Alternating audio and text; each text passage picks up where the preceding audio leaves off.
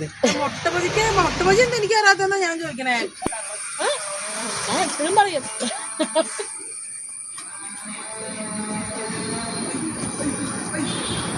കഴിക്കല്ലേ? ഞാൻ ചോദിച്ചിട്ടെടുത്ത അലയൻ കാണാണ്ട് ഒറ്റ കുടിച്ച് നീ ഇനി ഫ്ലവർ എടുക്കട്ടെ. അപ്പൊ ഞാൻ ശരിയാക്കി.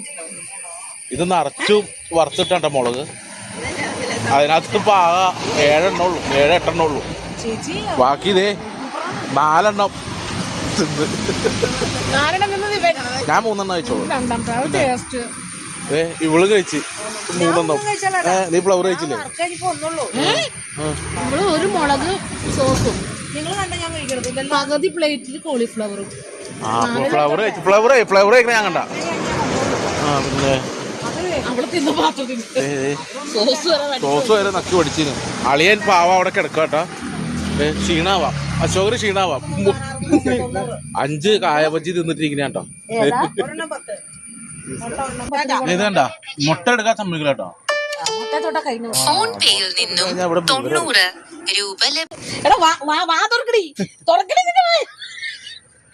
അശ്വതി ധൈര്യം ഉണ്ടെങ്കിൽ നീ പെണ്ണാണീ വാ തുറക്കടി. വിഴുങ്ങിട്ട്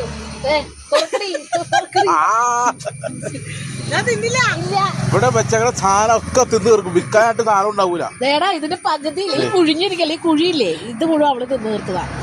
നിറച്ച് ഞാൻ വറുത്തിട്ടതാ. മുട്ട ബജി തരില്ല.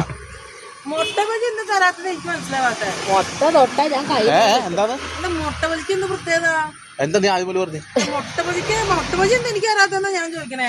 മുട്ട തരില്ല. കോളിഫ്ലവറും മുളകും നമ്മളൊരു കണക്കിലാണ് വാങ്ങിച്ചുകൊണ്ട് വെച്ചേക്കണേ. കണക്കില്ലാതെ മുട്ട മേടിച്ചേക്കണേ അല്ല, അത് 35-40 മുട്ടയാണ് നിങ്ങൾ ഡെയിലി മേടിക്കാറ്. അത് കണക്കുള്ളതല്ലേ? അത് കണക്ക്. പക്ഷെ ഇത് എത്ര വേണേലും കഴിച്ചോ.